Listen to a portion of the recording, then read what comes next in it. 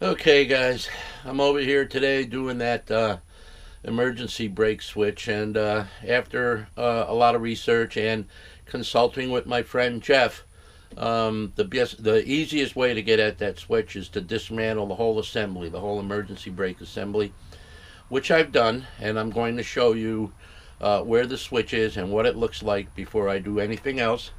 And also, I needed to take a breather because it's a very compromising position.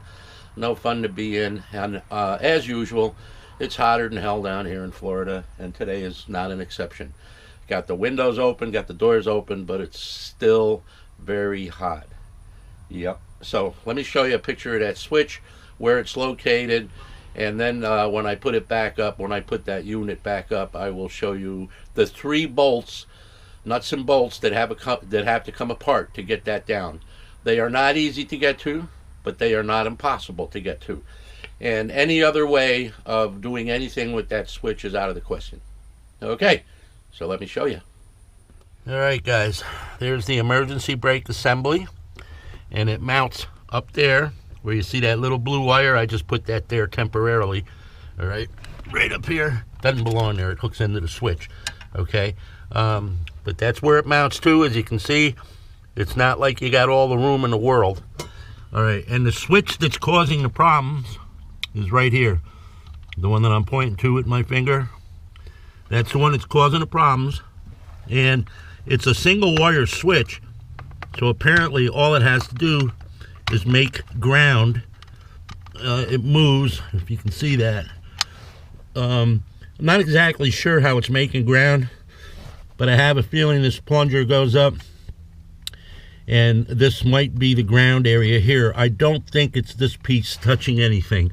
I'll let you know in a bit. I'm going to get that switch off of there so I can check it out, and if need be, go get another one somewheres or order it.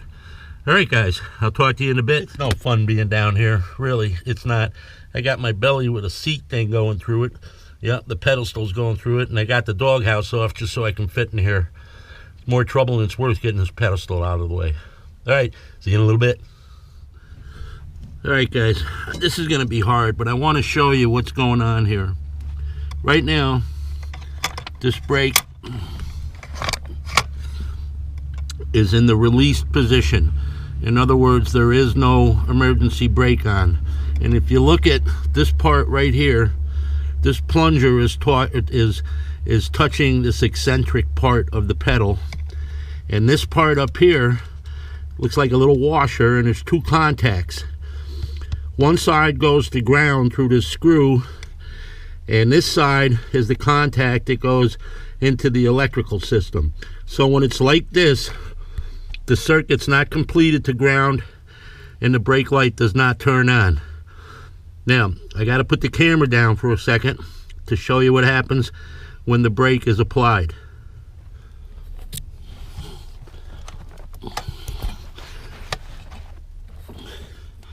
All right, now I've applied the brake. I couldn't hold the camera and do it at the same time, but if you notice, the plunger is now completely out.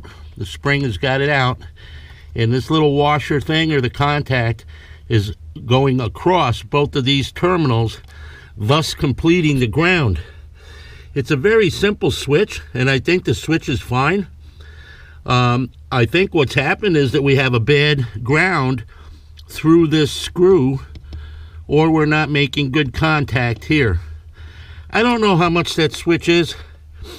I'm kind of tempted to buy another one, but I really think if I cleaned up the contact points where it makes ground, I'd be in good shape. But I just wanted to show you that. I think I can release the brake with one hand. I'll try. Nope. Sorry, I'm in a bad position here. But in any case, let me release it, and then I'll show you. And there you go. We're now back to no brake, no ground being made, and obviously no light on the dash. So that's our problem. I'm going to pull that switch off. It's too hot to work over here anyway.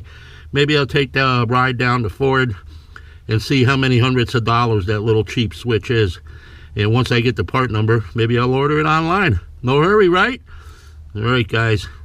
I'll see you in a little bit. Well, guys, I just looked online for how much that switch costs, and it's $20-some. So guess what? We're not spending $20 on that thing. Very simple. I got it here in front of me. Again, I think that if I clean the contacts on this with a little sandpaper and then maybe put a little dielectric grease on it, but I really think the culprit is the screw that holds the switch in, and I think it might be a little corroded on the end, and that is its only source of ground. And also to where that assembly mounts into the rest of the coach. So I'm going to make sure that we got good grounds there, and we should be fine. Yeah, I'm not going to go spend $20-some on a switch. No way. And especially when it looks good and it just needs to be cleaned. All right. See you in a bit. Okay, guys. I must really love you guys because I got back into this position even though I'm all done down here. You know why I got back down here? So I could show you what 3 bolts you have to undo to get the emergency brake assembly out. Now, this information is not on the web anywhere, at least not pictures of it. So I think it might be worthwhile for me to post this because anybody out there with a Ford chassis who's going to have this problem undoubtedly at some point, at least you'll know how to fix it. So I'm going to show you the 3 bolts now. Okay, I'll point them out. There's one down here where my thumb is pointing. There's one here. And there's one right up here. This one here is not necessary to pull. All right, now be advised that there are nuts on the other side of those bolts. So you're going to have to get something in there to hold them. What I used was a small ratchet with a 1/2-inch socket. And these, I believe, were 10 millimeter, these bolts here. The switch is located way back there. And as you saw when I had it out, it's a real simple kind of piece of junk switch. One wire going to it. And it looks to be normally open when the brake is not engaged, and then when it engages it brings the circuit to ground. Where I found the problem to be, I believe, was one of 2 places. Either the screw that was holding the switch in not making a good ground, okay, or where the contact is between the assembly and the frame to get to ground. So I made sure that I at least scraped this one up over here between there, put a lock washer, star washer between it to create a good ground between the assembly and the body. So we should be good. It works perfectly well now, nice and smooth, because I even lubed a few areas. So good as new, if not better. And that's it, guys. Don't expect me to get in these uncomfortable positions all the time. You know, I mean, I like you, but I don't know if I like you guys that much. Yeah, I do. I'm only kidding. And there's a reason why Rufus isn't here right now, because if he was here, he'd be right down here with me trying to figure out what's going on. And Rufus is not a little tiny dog, so there wouldn't be room for both of us. But yeah, he'd be a real pain, probably chewing on my feet and everything.